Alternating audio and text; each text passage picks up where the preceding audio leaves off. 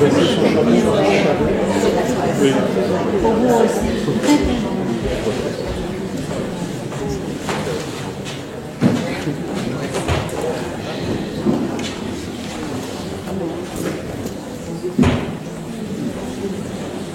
Bonsoir, chers amis de l'Académie, chers consoeurs et confrères. Voilà, il se trouve que cet été, il s'est passé quelque chose dans les lettres françaises. C'est que sont sortis de presse dans les premiers jours de juillet 2 livres tout à fait hors du commun, et qui étaient écrits comme par hasard par des Belges et en plus des membres de l'Académie. Alors, évidemment, je me suis dit, ça c'est quelque chose qu'il faut célébrer, parce que ces livres vont évidemment marquer et vont durer aussi. C'est une des grandes inquiétude de la littérature de nos jours, c'est de se demander si tous les livres ne sont pas faits pour ne danser qu'une seule saison. Et qu'est-ce qui alimente encore la littérature, comme nous l'entendons, nous, ici, vous tous. Et ces 2 livres répondent à cela.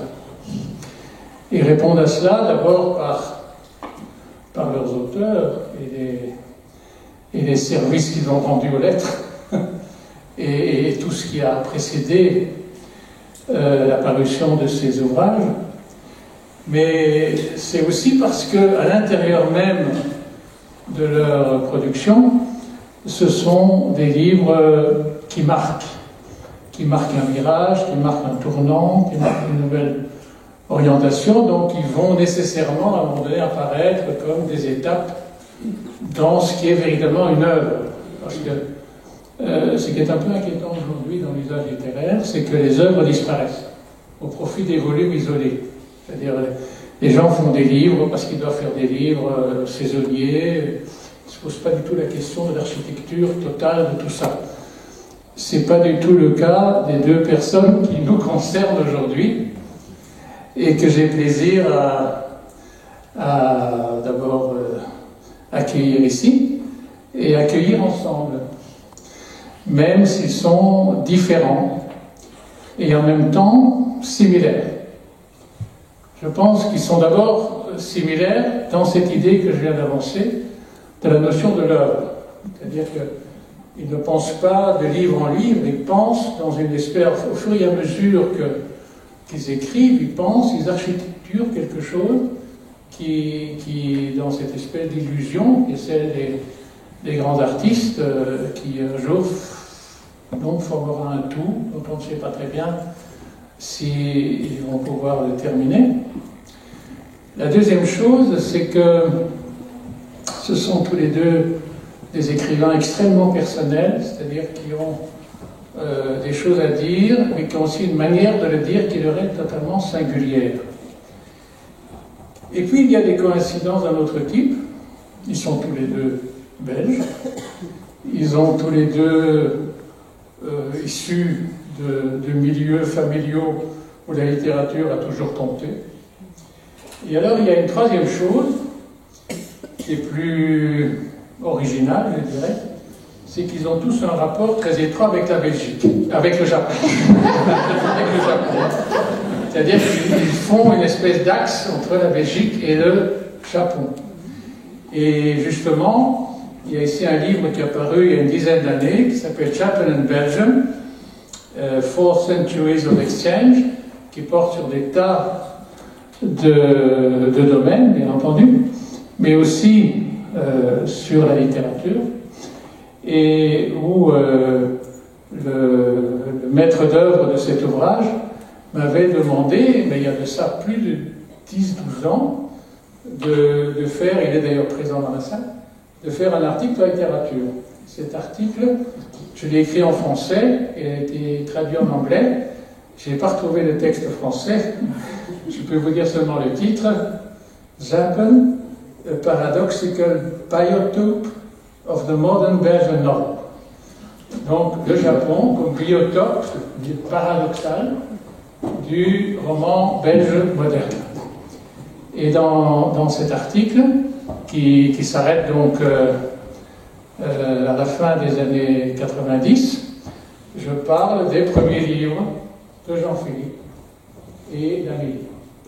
Alors leur rapport au Japon est différent, bien entendu, puisqu'Amélie, d'abord, est pour ainsi dire née, puis pour ainsi dire, et Jean-Philippe y a travaillé. Et il y a même un signe un peu étrange de ça, c'est qu'il a tourné un jour un film qui s'appelle La Patinoire, et dont pendant longtemps la seule version livresque était en japonais.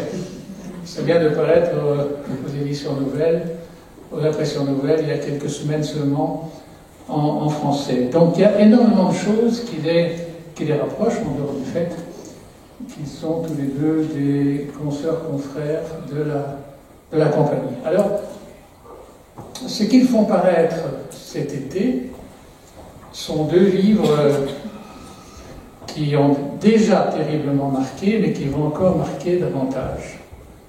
Je dirais, en parlant de Jean-Philippe d'abord, on pourrait dire un peu comme Malraux avait dit, je crois, d'un roman de Faulkner, c'est l'intrusion de la tragédie grecque dans le roman épique, enfin quelque chose comme ça. En tout cas ici, le livre qu'il a sorti, et qui s'appelle La clé USB, c'est l'intrusion du roman d'espionnage dans le nouveau roman, dans le nouveau roman.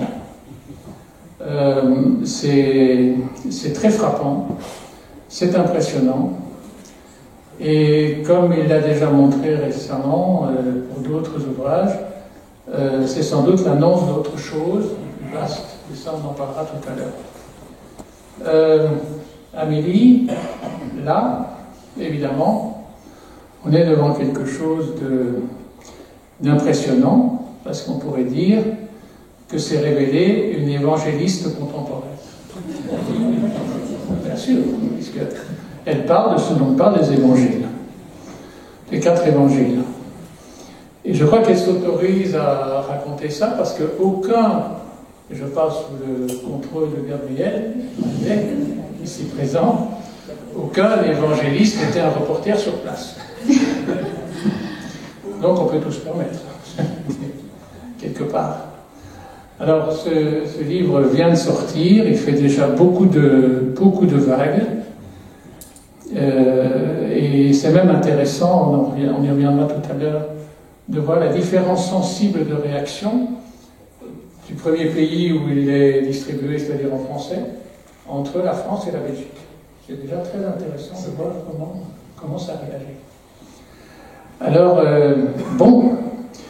je demanderai d'abord à Jean-Philippe, avec la clé USB, quelqu'un, je crois, dans le monde faisait remarquer que c'était le 3e titre technologique, puisque la télévision, les appareils photo.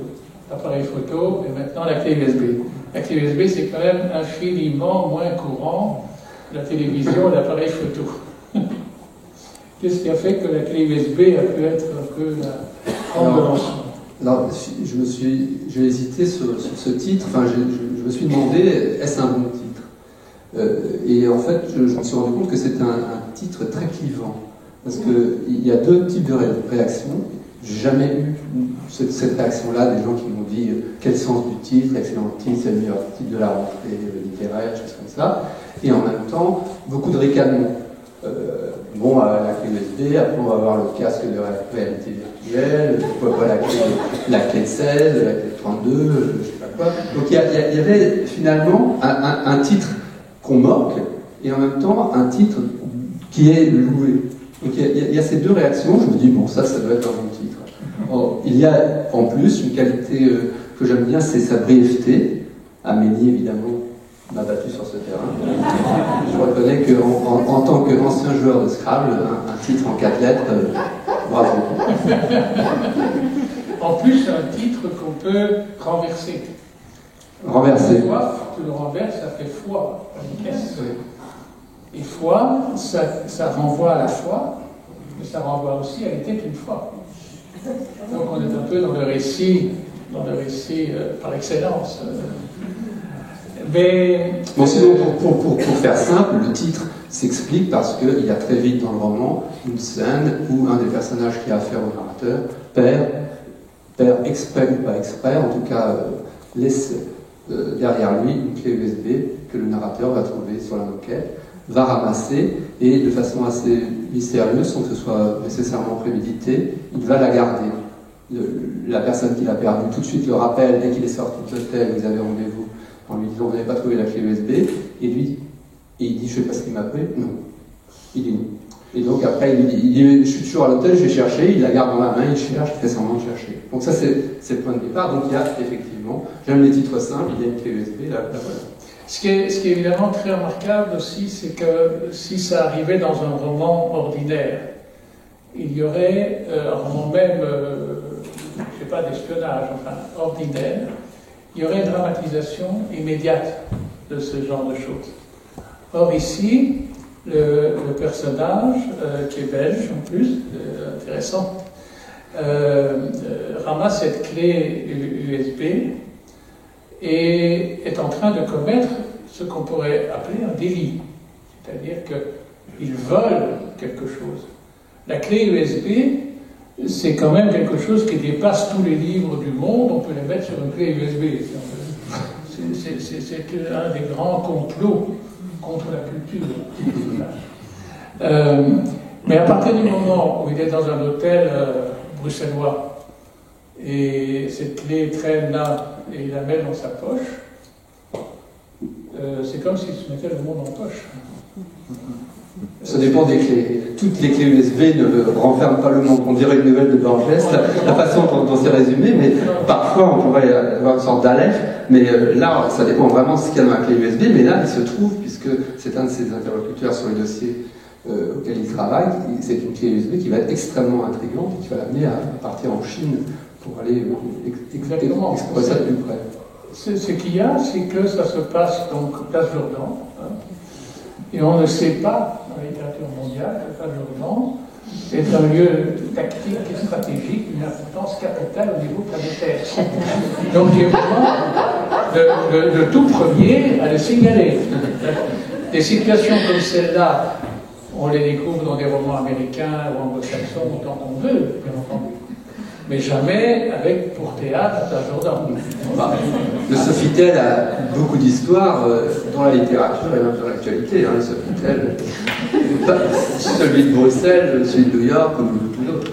D'accord, mais objectivement, le jour où Madame la présidente maintenant du Conseil européen répartit les compétences, elle est en train de jouer un rôle politique et stratégique d'une importance inimaginable, qui simplement ne nous apparaît pas comme tel parce qu'il n'a jamais manifesté, c'est une des erreurs de l'Europe, hein, le caractère capital de ce qui se passe là. Hein. Donc, à partir de là.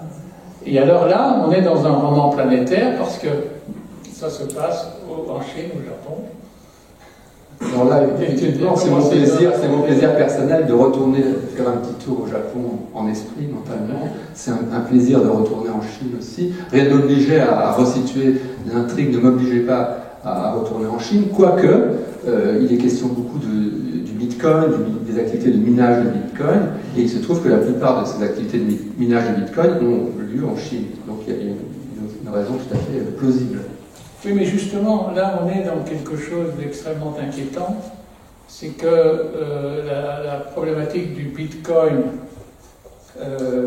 bon, nous employons de temps en temps le terme, comme on emploie aussi le terme de blockchain, mais personne ne sait ce que c'est. Si on devait interroger nous tous, à commencer par moi, donnez-moi une définition en une phrase de ce que c'est qu'un blockchain. Or, ils sont déterminants dans la gestion du monde. Moi non plus, j'y connaissais rien. Je veux dire, franchement, j'ai progressé quand même. Maintenant, oui, j'ai écrit le livre dessus, donc je me suis un peu renseigné, mais c'est vrai que je ne suis pas spécialiste des nouvelles technologies. le point de départ du livre, c'était de parler d'un narrateur qui travaille dans la prospective. Ça m'intéressait, cette idée de situer quelqu'un qui travaille sur l'avenir, qui travaille sur le futur. Ça, c'est très romanesque. Donc, et puis, c'est aussi cette espèce de contraste où il dit qu'il était un vrai spécialiste du futur. Il maîtrisait très bien, il avait les outils pour parler du futur, mais du futur de l'OTAN, du futur de l'alimentation, et jamais de son propre avenir. Et d'ailleurs, on le voit, il est complètement perdu, il a des difficultés avec son ex-femme, il a des difficultés dans sa vie privée, il est complètement perdu.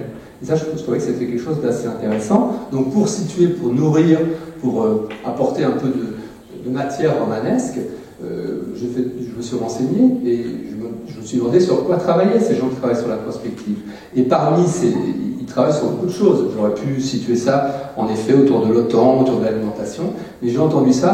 C'est vrai que ces questions des nouvelles technologies, ça m'a, d'une certaine façon, intrigué. Ça m'a intéressé. J'ai eu envie d'en savoir plus, et c'est vrai que c'est très intéressant. C'est vrai que d'ici 15 ans, la blockchain sera peut-être connue comme on connaît Internet il y a 20 ans. Donc c'est pas exclu. Je dis pas que c'est exactement ce qui va se passer, mais c'est pas exclu. Donc moi, ça m'a intéressé quand même de m'intéresser à ce qui se passe, et donc j'étais ravi maintenant d'y connaître un peu. Je ne vais pas vous l'expliquer tout, je pense que c'est quand même un petit peu fastidieux, mais après, quand on prendra un pot, si ça vous intéresse, venez me voir. Mais tu as quand même participé à des travaux en Angleterre, je crois que tu as assisté à des colloques. Oui, alors c'est sur la question, pas de la blockchain et du Bitcoin, c'est sur la question de la prospective stratégique. Alors, la prospective stratégique, je ne sais pas, Amélie, si vous connaissez beaucoup de choses sur la prospective, c'est aussi un continent assez fascinant qui a vraiment des prophètes, si je puis dire, mais des personnes qui ne sont pas nécessairement connues du grand public. Herman Kahn, Gaston Berger, Pierre Wack. Gaston Berger est très connu en Belgique. Bon, tant mieux pour lui. Ah, ben voilà, mais pas comme pape de la prospective. C'est presque un des inventeurs de la prospective. C'est vraiment un des... et cette discipline de s'interroger, la science de l'avenir, la science au sens économique, au sens statistique, c'est quelque chose qui est quand même assez fascinant. Des gens qui travaillent et qui interrogent l'avenir. Enfin, mais alors évidemment pas du tout dans le sens de boule de cristal ou de marc de café, où il n'y a rien de... Ils sont purement statisticiens et ils prévoient en gros des scénarios. Moi, j'ignorais absolument tout ça. Oui. Et c'est vraiment fascinant. En effet, j'ai été invité un jour à Londres à présenter un de mes livres dans un congrès de prospective. Et j'ai commencé à rencontrer des gens. En plus, ils travaillent tous avec la Commission européenne. Oui, tu avais interrogé sur ton essai, hein, je crois. C'était sur l'urgence et la patience, c'était paru en anglais à l'époque. Et j'avais un ami qui m'a dit, bah tiens, tu vas le présenter. Ils ont tous trouvé que l'urgence et la patience, c'était très bien. Ça pouvait marcher aussi dans des domaines politiques, économiques, enfin, plein de choses. Et là, en effet, dans les moments de pause, à table, j'ai rencontré plein de gens. Beaucoup travaillaient avec la Commission européenne, mais pas seulement. C'est très international. Et bon, j'ai eu quelques contacts, j'ai gardé quelques contacts et j'ai fait quelques entretiens, ce que je ne faisais pas d'habitude pour préparer. Et donc je me suis un peu renseigné. Donc il y a toute une partie dans l'écriture de ce livre qui était tout à fait passionnante parce que moi-même j'ai appris beaucoup de choses. Est-ce que le fait de s'orienter dans cette esthétique presque du roman d'espionnage, est-ce que ça vient aussi d'un goût, par exemple, pour des auteurs comme quelqu'un que moi je mettrais haut, qui est Le Carré? Mais en fait, ce qui est assez curieux, c'est que je ne suis pas très connaisseur des romans d'espionnage. Alors, le roman policier, oui, un peu plus, mais disons que ce n'est pas une vraie fascination. Par contre, ce qui m'intéresse beaucoup, c'est d'étudier la mécanique, comment ça marche, qu'est-ce qui fait que le roman policier est toujours à valeur égale plus intéressant que la littérature. Pourquoi c'est passionnant? Et ces outils-là, ça m'a intéressé de me dire, est-ce que je ne pourrais pas les utiliser ou les réutiliser? Mais sinon, pour le reste, c'est assez paradoxal. On va dire que j'ai joué avec les codes du roman d'espionnage, parce que je le connais très peu. Amélie, comment est-ce qu'on peut se permettre, à un moment donné, de s'attaquer à la fable des fables, enfin, et le livre par excellence, en tout cas le livre sur lequel notre culture à nous, occidentale, chrétienne, est fondée? Il faut quand même que vous montrez. Ma seule excuse est mon extrême préméditation. Ça fait depuis que j'ai 2 ans et demi que j'y pense. Donc il fallait que ça arrive parce que j'y pense depuis trop longtemps et ça me hante depuis trop longtemps. Voilà, j'avais 2 ans et demi quand mon père m'a parlé de Jésus pour la première fois et ça a été un choc pour moi extraordinaire. C'est-à-dire que, au-delà des paroles de mon père qui étaient très simples, j'appartiens à une famille catholique, il est normal qu'on explique à un petit enfant qui est Jésus, car c'est un personnage important. Ce que mon père ne pouvait pas savoir, c'est que quand il m'expliquait qui était Jésus, pour moi c'était colossal parce que je me disais, mais c'est donc lui qui me parle dans ma tête depuis toujours. Je pense que je suis née mégalomane, ce n'est pas la faute de mes parents. Aussi loin que le monde mes souvenirs, il y a une voix dans ma tête qui me parle et qui me dit des trucs énormes. Et donc, avant même la possession du langage, l'acquisition du langage, j'ai assisté à cette voix en me disant, mais qui me parle? Qui me parle? Et puis j'ai 2 ans et demi, mon père me dit, tu sais, il y a Jésus, c'est le Fils de Dieu, il s'est fait homme pour nous sauver. Et voilà, c'est lui qui me parle dans ma tête, c'est génial. Je suis en connexion avec Jésus, tout s'explique. En plus, Jésus me disait des choses très particulières, puisqu'il me disait, n'oublie pas, rappelle-toi, c'est moi qui vis en toi, c'est moi qui vis en toi. Bon, c'est Jésus qui vit en moi, c'est énorme. Mais vous savez, quand on est un très petit enfant, on croit à ces choses-là, évidemment. Pourquoi serait-on venu sur Terre si on n'était pas un personnage d'une importance capitale? Je prétends que tous les petits-enfants ont pensé ça. La seule différence entre moi et les autres, c'est que moi, je m'en souviens. Voilà, c'est ainsi fait que je me rappelle très bien ce moment où vraiment les informations les plus cruciales de l'univers m'étaient communiquées de façon extrêmement prophétique et incompréhensible par une voix qui me dépassait. Bon, par la suite, j'ai été inscrite au catéchisme, j'ai fait le catéchisme, ça m'a pas dérangé. Jésus continuait à me parler, c'était très fort. Je me souviens d'après-midi de mes 9 ans où je partais faire du vélo. Et je disais à Jésus, t'as vu comme je fais bien du vélo? Et il me disait, ouais, tu fais vraiment bien, très très très bien du vélo. C'était très fort entre Jésus et moi. Tout allait très bien. Et puis, 12 ans et demi, entrer dans l'adolescence, ça se passe pas bien, ça se passe jamais bien. Et tout à coup, je prends conscience d'une chose terrible, c'est que la vie humaine ici-bas consiste à souffrir. Et c'est là que je prends conscience de la crucifixion. Je savais auparavant, j'étais très bonne au catéchisme, je savais que Jésus avait été crucifié, mais ça ne m'avait pas frappé. Je vous jure que c'est vrai, jusque-là, ça ne m'avait pas frappé. Jésus était mon copain, bon, il avait été crucifié, c'est des choses qui arrivent. Puis tout à coup, 12 ans et demi, mais Jésus était crucifié, mais c'est horrible. Mais c'est pour ça qu'on souffre, en fait, c'est parce qu'on fait tous comme lui, c'est horrible, on souffre. Qu'est-ce que c'est que cette histoire? Pourquoi Jésus a accepté ça? Oui, on m'a expliqué, c'est parce que c'était pour nous sauver. Comment on peut croire ça? Comment on peut croire qu'accepter ça sauve? Et est-ce que je suis sauvée? Non, pas du tout, j'en ai des preuves. Et est-ce que les autres ont l'air d'être sauvés? Non, ça se voit, ils ne sont absolument pas sauvés. Donc, pourquoi Jésus, qui était un être supérieur à nous, a accepté un truc pareil en sachant déjà, puisqu'il le savait forcément, que ça n'allait pas marcher? Comment est-ce possible? Ça a été une question qui m'a hantée depuis toutes ces années. Et par la suite, je suis devenue écrivain, c'est presque par accident, mais dès que je suis devenue écrivain, j'ai su qu'il fallait que je règle cette question, qu'être écrivain consistait à régler cette question. Pourquoi Jésus a accepté ça? Pourquoi est-ce que nous acceptons ça? Bon, alors, beaucoup de gens me disent, oui, mais vous savez qu'il s'est passé beaucoup de temps entre-temps. Oui, il s'est passé beaucoup de temps parce que quand même en étant aussi folle et diminuée que moi, je me rendais compte que c'était une question qui me dépasse.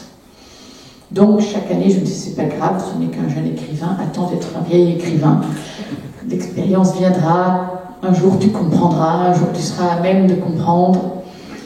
Les années ont passé et rien ne s'est passé, évidemment. Et puis l'agent déclencheur, alors. L'agent déclencheur. Ça s'est passé. L'agent déclencheur, c'est en avril 2018, tout à coup. Brusque prise de conscience de mon âge, ma vieille, tu as plus de 50 ans. C'est fait. qu'est-ce que tu espères encore? Si tu n'es pas voilà, tu es en train de devenir un vieil écrivain, qu'est-ce que tu attends pour écrire ce fameux livre qui te hante depuis toujours?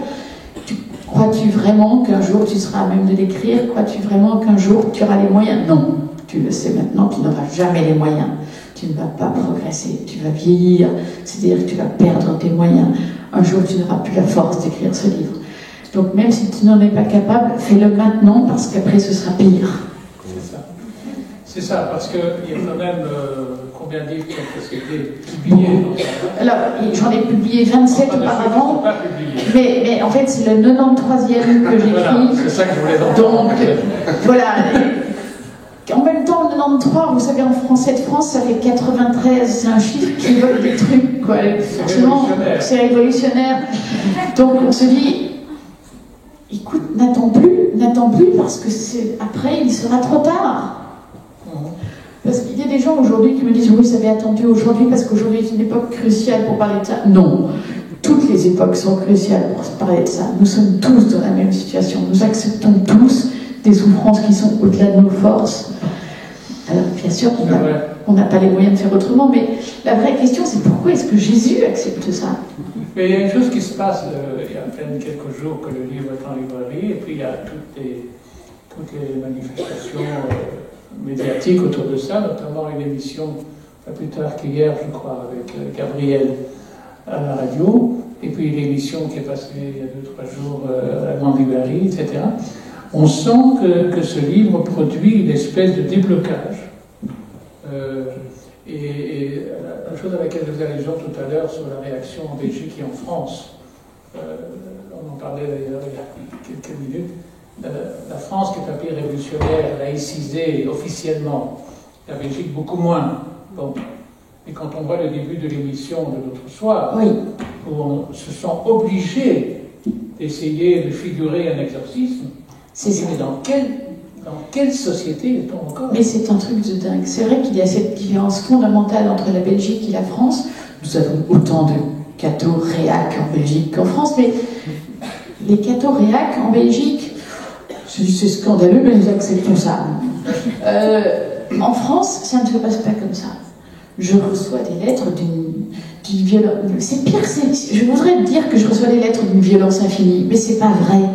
Je reçois des lettres d'une condescendance infinie, c'est bien pire. Pour me dire, mais vous, qui êtes-vous, misérable vermisseau? Comment osez-vous? Enfin, vraiment, vous êtes juste abject, mais rentrez chez vous, mais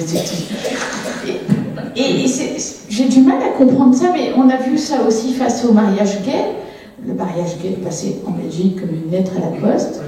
En Belgique, en France, regardez ce qui se passe, regardez ce qui continue de se passer. J'ai du mal à comprendre ça. Donc c'est la même chose. Soif est un grand succès en France, je suis très contente, mais en même temps, je reçois des lettres qui me confondent, y compris de mes fidèles lecteurs, parce que j'ai beaucoup de fidèles lecteurs depuis longtemps, je suis un écrivain heureux. Mais parmi les fidèles lecteurs, il y en a qui m'écrivent, mais je ne peux pas le juger, vous êtes un être, mais qui êtes-vous? Mais comment osez-vous vous mesurer? Je ne me mesure pas à Jésus, je n'oserais pas. Je me pose simplement la question, parce que cette question me hante, pourquoi Jésus a accepté ça? Et alors oui, mais tout est dans votre catéchisme. J'ai étudié mon catéchisme, j'étais bonne, je vous assure, j'y étais. Ces réponses ne m'ont pas satisfaite, ces réponses m'ont rendue malade. Comment est-ce qu'on peut croire que la souffrance de Jésus nous a sauvés? Est-ce qu'on a l'air d'être sauvés? C'est terrible. C'est ce qu'il y a d'assez extraordinaire de vous voir là côte à côte, c'est que autant ce livre d'Amélie renvoie à toutes les origines même de notre calendrier. Des moments où moi je me demande pendant combien de temps encore, sur tous les continents, on va mettre que la Noël est la Noël. Parce qu'elle n'a plus aucun rapport avec des tas de réalités dans des paysages infiniment plus vastes que les nôtres. Bon. Donc c'est vraiment le récit fondateur de tout. Hein? Et de l'autre côté, on a un roman qui lui est entièrement vers le futur. Donc tu dis la prospective, la futurologie, qui apparaît aussi comme un mystère, parce qu'il n'y a que des mystères religieux, mais aussi des mystères de notre interprétation du futur. Et on a l'impression aujourd'hui, et c'est pour ça qu'un livre comme celui-là s'impose peut-être, c'est que c'est plus angoissant que jamais. C'est possible. Si Amélie disait que ça faisait si longtemps qu'elle envisageait d'écrire sur Jésus, je dirais que pour ma part, ça fait si longtemps que j'envisageais, ou même je n'envisageais même pas, mais j'ai constaté que je n'avais jamais parlé de Bruxelles dans les livres. Oui, aussi. Et c'était vraiment comme une espèce de... Je me suis rendu compte, ça, il y a quelques années, comme une espèce de trou noir, quelque chose qui avait une sorte de grande force d'attraction. Tu étais à l'école primaire de Washington, pourtant. Oui, américaine. Pas loin, mais c'est rue américaine. Mais qui avait une sorte d'attraction que Bruxelles, en fait, et n'apparaissait jamais. Alors, en vieillissant aussi, peut-être qu'à partir de 50 ans, devenant un vieil écrivain, je reprends pour vous les paroles, c'est vrai que dans le texte football, j'ai commencé à évoquer... Et qu'est-ce que tu attends pour écrire la mélancolie de Brême? Non, petit à petit. Dans football, il y avait quand même, d'une certaine façon, comme je relis le football au rêve et à l'enfance, Bruxelles apparaissait, je dirais, en filigrane. Et d'ailleurs, il y a un paragraphe dans football que j'ai envie d'évoquer, parce qu'il dira très bien ce soir, c'est que je me souviens qu'on jouait à la cour de récréation, c'était pas les grands contre les petits, c'était les morales contre les religieux. Et pour dire à Amélie, moi, j'étais religieux. J'étais aussi en très bon terme avec Jésus. Et d'ailleurs, je ne sais pas si Dieu me surveillait, mais religion gagnait. Je ne sais pas si c'est une justice divine, mais enfin bon, on battait la morale. Bon, j'ai eu... donc c'était comme une sorte de... C'était la première fois qu'il y avait Bruxelles. Et je citais même les noms de certains camarades de l'école primaire. Mais après, à un moment, je me suis dit, voilà, j'ai écrit beaucoup de choses, je cherche évidemment à chaque fois, bien sûr, à continuer un chemin, mais en même temps à me renouveler. Et s'il y avait quelque chose qui n'est jamais apparu et qui devrait peut-être apparaître, c'est Bruxelles. Et donc ça, c'était vraiment quelque chose de très très ancien, pas 2 ans et demi, mais bon, peut-être depuis que j'ai quitté Bruxelles. J'ai quitté Bruxelles, alors disons 12 ans et demi pour rester symétrique. C'était peut-être même je crois que ça doit être ça. J'ai quitté Bruxelles à 12 ans et demi, quand mon père et mes parents sont installés à Paris. Mon père avait été nommé correspondant du soir en 1970. Et donc j'ai quitté Bruxelles à ce moment-là. Voilà. Et donc Bruxelles attendait son heure, si je puis dire. Voilà. Et puis, je dirais qu'en fait, l'élément déclencheur, c'est peut-être la mort de mon père. Mon père est mort en 2013. Et d'une certaine façon, je me suis dit, bon ben voilà, il y a peut-être un témoin à reprendre, il y a peut-être un exercice de filiation à mener à bien, et de m'emparer de Bruxelles. Et bon, Bruxelles, c'est bien sûr Bruxelles, la place Jourdan qu'on a évoquée, la place du Châtelain, tout ça, la rue américaine, la rue Washington, etc. Mais c'est aussi l'Europe. Et donc là, je me suis dit que là, j'avais un pâté romanesque magnifique. C'est l'Europe, et donc l'Europe, c'est magnifique, il faut parler de l'Europe, mais comment parce que l'Europe, ça peut être un sujet austère, au minimum. Il faut quand même trouver un angle d'attaque, et donc c'est là que la prospective m'a rejoint. J'ai trouvé une matière fascinante, et que donc là, les choses se sont mises en place. Il y a un épisode très important dans le livre, c'est le moment où le personnage, donc, qui veut de manière clandestine se rendre non seulement au Japon, mais surtout en Chine, et qui se fait piquer son portable dans une toilette. Alors là, on se dit, on est dans des enjeux planétaires, et tout dépend du fait qu'un type a vu un portable sous la porte légèrement surélevée d'une toilette. Donc, le romanesque va se nicher dans toutes les dimensions. Ben oui, c'est vrai que bon, les toilettes, ça m'a toujours inspiré, je dois dire. Et en fait, cette scène-là, c'est assez amusant, je me souviens très bien comment je l'ai conçue, et c'était pas en Chine, mais c'était en Corée du Sud. C'était à la ville du Sud, là c'est Busan, je crois, Busan, et qui ressemble un peu à Ostende, pour ceux qui connaissent. C'est une grande plage, des buildings et tout ça. Pouzanne, il y avait un hôtel en bord de mer, hôtel assez désert. La wifi ne marchait pas dans la chambre, le seul endroit où ça marchait, c'était le hall. Et puis les toilettes, il y avait des toilettes dans le hall. Et à un moment, je me dis, j'ai imaginé cette scène, je me dis, ça serait incroyable, comme scène romanesque, qu'un type se fasse, il va aux toilettes, il amène son ordi dans les toilettes, il le pose sur le sol et qu'on lui pique sous la porte. C'est une scène romanesque incroyable. Oui, et je l'ai gardé dans un coin. Et là, après, évidemment, j'ai construit toute ma mécanique romanesque pour arriver à ce moment qui est une sorte de terreur. Le seul indice qu'il a, c'est que le type avait une chevalière. Oui. Ce qui fait qu'on a à la Conan Doyle, c'est qu'il observe des gens autour de lui. Il regarde. Qui a une chevalière. Malheureusement, aucun.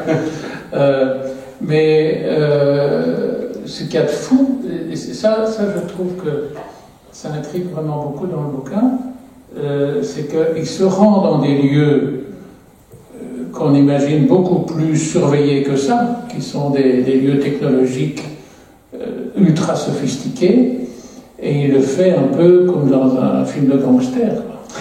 Oui, alors il y a cette dimension en fait chinoise qui est où tout est surveillé, c'est-à-dire qu'en fait il y a cette dimension-là, il essaie lui d'effacer ces traces numériques. En fait, le point de départ du livre, c'est qu'il veut ménager une sorte de blanc dans son emploi du temps. Il est arrivé à Tokyo, et donc ça c'est tout à fait prévu, c'est annoncé dans les programmes. Il va à un colloque sur la blockchain à Tokyo, c'est prévu, et il va essayer de se ménager une sorte de blanc total. Il disparaît des radars pendant 24 heures, c'est-à-dire qu'au lieu de faire un Paris-Tokyo, il va faire un Paris-Pékin-Dalian, mais personne n'est au courant. Et donc, ça c'est aussi une situation qui me sort très romanesque, c'est d'être vivre, mais hors du monde. C'est-à-dire que ni sa famille, ni ses collègues, personne ne sait où il se trouve, et il y a donc un moment où c'est une sorte de parenthèse totale dans sa vie, où il mène son enquêtage. Je pense qu'il y a... j'ai essayé de retrouver quelque chose de purement romanesque. Oui, et d'autant plus romanesque que pendant ce blanc, ce double blanc, il se passe quelque chose de fondamental dans sa vie, c'est la mort de son père. Alors, j'ai même trouvé une allusion au Christ dans son roman. À un moment donné, ah c'est vrai, oui, je sais ce que il dit dans le miroir de maquillage, dans les multiples ampoules, semblait cerner ma pâle figure comme une couronne d'épines. Oui, oui. Mon Dieu, mon Dieu, Mon Dieu, en plus. me disais-je en regardant mon visage avec compassion. C'est une réduction. Trop fort. Ouais, là, Mais encore une fois, donc la passion du Christ, c'est-à-dire le calvaire, et le calvaire qui a ses stations et qui est représenté dans tellement d'églises dans le monde, c'est d'ailleurs une forme narrative tout à fait extraordinaire. Il fallait quand même avoir du culot pour cela raconter à sa manière. Pour moi, c'était pas un acte de culot, c'était un acte de survie. Bien sûr que je ne me sens pas légitime dans ce rôle. Comment voulez-vous vous sentir légitime dans ce rôle? Personne ne l'est. Mais un jour m'a frappé l'idée que je n'étais pas plus illégitime que n'importe qui dans ce rôle. Et qu'à illégitimité égale, puisque ça me hantait à ce point, j'avais le droit d'en parler. Et je ne vais pas dire que c'est sorti tout seul, c'est pas sorti tout seul, c'était très dur à écrire. Mais j'avais besoin de ça, vraiment besoin de ça. Je pense que tout ce que j'ai écrit, c'était pour écrire ça. Parce que c'est trop important. Là encore, pourquoi moi, je suis pas du tout taillée pour le rôle. Hein. Bien sûr que non, personne n'est taillé pour un rôle pareil. Peut-être que Jésus n'était pas taillé pour le rôle non plus. Hein. N'excluons pas cette idée. Mais voilà, ça se produit un jour, on se dit, je dois le faire, parce que si je ne le fais pas, je vais en être malade. Donc on le fait. Parce que je pense, et c'est ça qui était une des vertus, si je puis dire, du livre, c'est que nous avons tous donc regardé Les Chemins de Croix, et on a vu tous les épisodes. Par exemple, un épisode qui moi me très cher, c'est celui de Simon Sirène. Oui, moi aussi. La manière dont c'est raconté est là, c'est-à-dire la façon dont c'est intériorisé par Jésus par rapport au geste de Simon Sirène. Oui. on a une impression de liberté. C'est-à-dire que tout le monde qui regarde cette image rêve autour de l'image, mais n'ose pas dire ce dont il rêve. C'est ça. Parce qu'il a l'impression que c'est quelque chose qu'il a comme un dogme. On fait exploser le dogme. Et du coup, il y a une libération de l'imaginaire qui est formidable. Ce que disent les évangiles, c'est que les Romains désignent un volontaire, typiquement romain, en disant voilà, il y a un type qui revient des champs, c'est un fier à bras. On a compris que si ça continuait comme ça, Jésus n'arriverait pas vivant au supplice. Or, on a besoin qu'il soit vivant au moment où on le crucifie. Donc, on désigne le fier à bras volontaire. Tu vas aider ce mec à porter sa croix jusqu'au calvaire pour qu'il ne meure pas avant le supplice. Et c'est ça qui est extraordinaire, c'est qu'on sent, les athées sont tous d'accord, le plus grand miracle de la Bible est contenu en ce moment-là. Un brave type qui est au courant de rien, qui ne sait pas qui est Jésus, qui est au courant, qu'on désigne volontaire, prend fait des causes pour Jésus. Il faut aider ce type à porter sa croix. Je ne sais pas qui c'est, j'en sais rien, ça m'est égal. Mais c'est vrai que cette croix est trop lourde pour lui, et moi j'ai des moyens, parce que je suis un fier à bras, donc je vais l'aider à porter sa croix. C'est le vrai miracle des évangiles. Quelqu'un qui n'est pas au courant et qui ne se pose aucune question et qui le fait. Et si on fait appel à nos vies, ça nous est tous arrivé. Bien sûr, des exemples de mal, on en déborde, hein, c'est trop facile à trouver. Mais on a tous aussi un exemple de ça, de type qui était au courant de rien, qui nous a vus en difficulté sans savoir qui nous étions, et qui nous a aidés gratuitement. Ça, c'est un miracle. Comment voulez-vous désespérer d'une espèce qui peut produire ciment de sirène? Comment ne pas vouloir écrire un livre à partir... Parmi les innombrables manuscrits non publiés que j'ai tout un manuscrit sur Simon de Cyrène, bien évidemment. Le type qui n'est pas au courant, et le type qui n'est pas au courant, qui débarque, qui voit un pauvre mec qui est en difficulté et qui l'aide sans se poser aucune question. Voilà un grand mystère humain. Mais ça se produit, nous l'avons tous rencontré, Simon de Cyrène. Et il y a l'épisode de Véronique aussi. Oui, c'est l'équivalent féminin.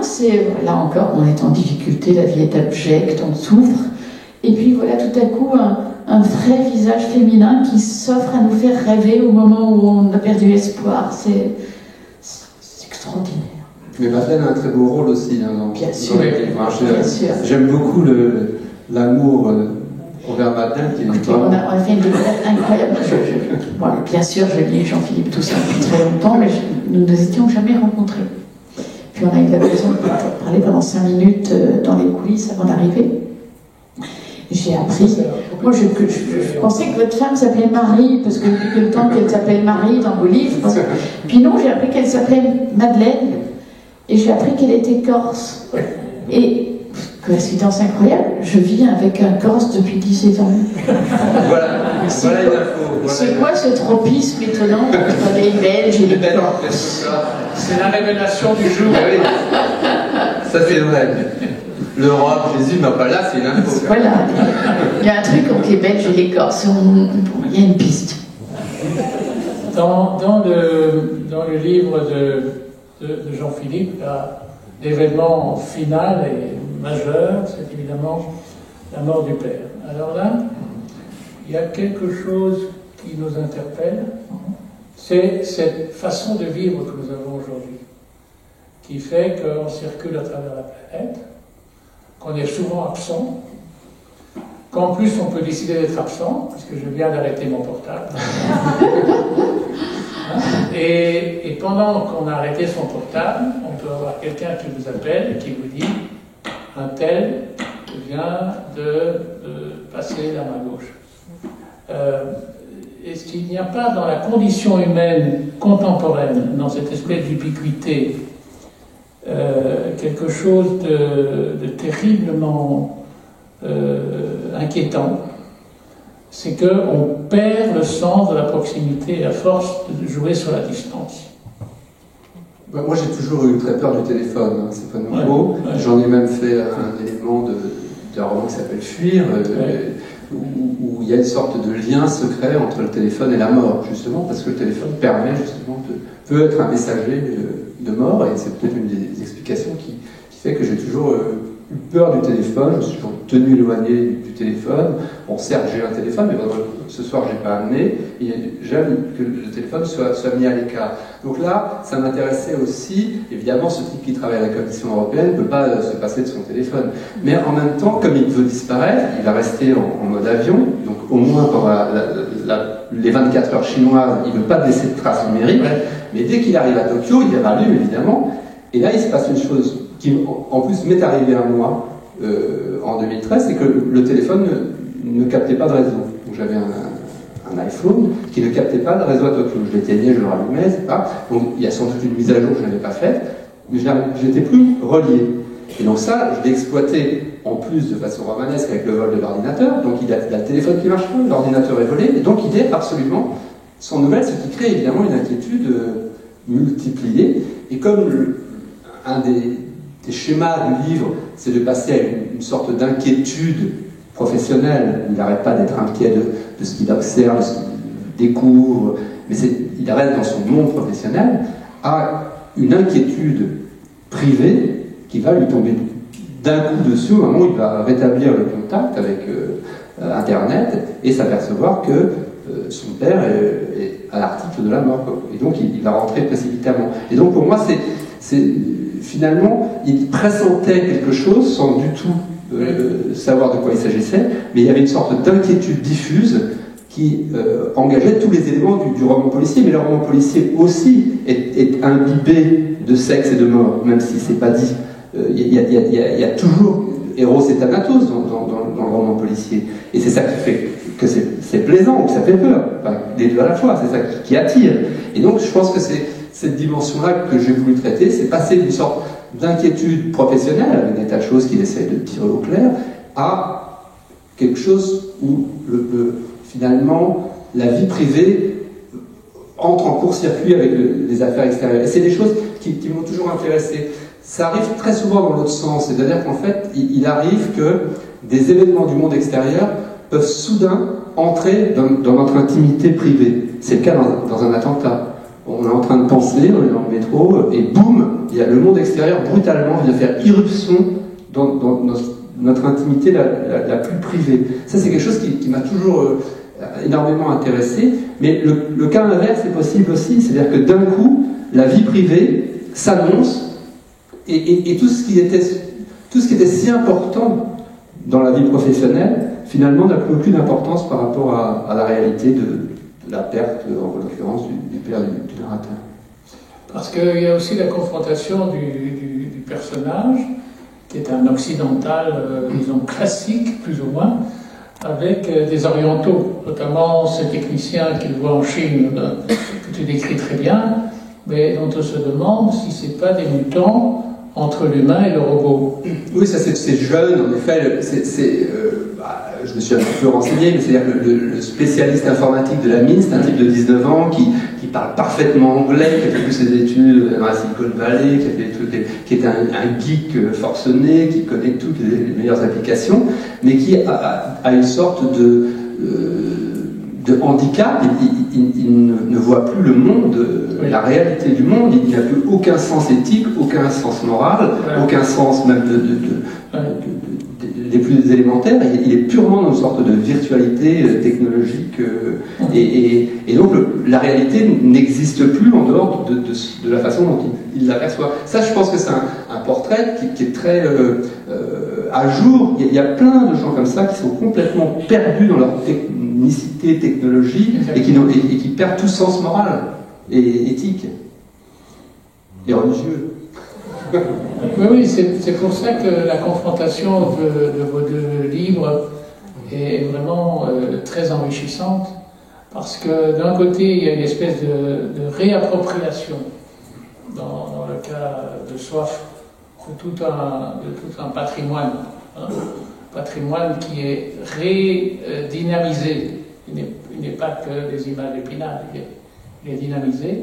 Et de l'autre côté, on est dans ce qu'il y a de plus spéculatif dans la technologie, avec tous les signaux d'alarme qu'on est en droit de craindre, enfin, en tout cas d'entendre. Et ça donne c'est pour ça que je crois que Je suis très heureux que vous soyez tout ça pour voir ça. Je pense qu'il y a là 2 livres qui viennent de sortir et qui en disent très très long sur ce que la littérature peut encore faire. Parce que c'est quand même fou d'avoir une rentrée littéraire qui tourne à peu près exclusivement sur les drames psychanalytiques de Yann Moix, que je considère moi comme un écrivain respectable. Je continue à le penser. Mais ce qui lui arrive et ce qu'il est en train de faire est délirant, et ça occupe tout le terrain. Comme s'il n'y avait plus de place pour la vraie littérature. Hein. Il serait le premier à le regretter, d'ailleurs, je dirais. Et au contraire, la littérature, dans tout ce qu'elle peut avoir de plus urgent, soit représentée par vos 2 livres, et que vous soyez là tous les 2 ce soir, et que nous soyons là pour vous entendre, je trouve ça formidable. Merci Jacques.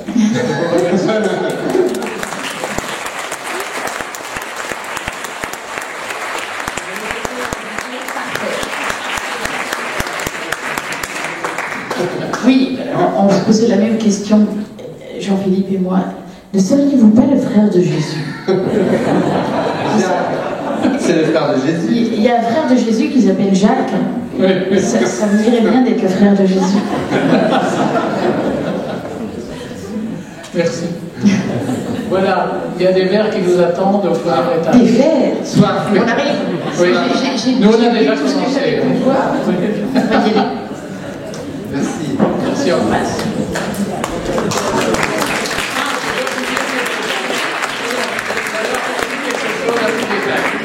Regardez, ça c'est un numéro spécial de la revue Vanguardia en espagnol et qui fait un dossier sur le Japon, Debilidad y Fortaleza. Et alors il y a un chapitre sur les conditions de travail au Japon. Et alors, ils font un résumé du livre d'Amélie, Stupeur et tremblement, en disant c'est la meilleure description des conditions réelles de l'employé au Japon.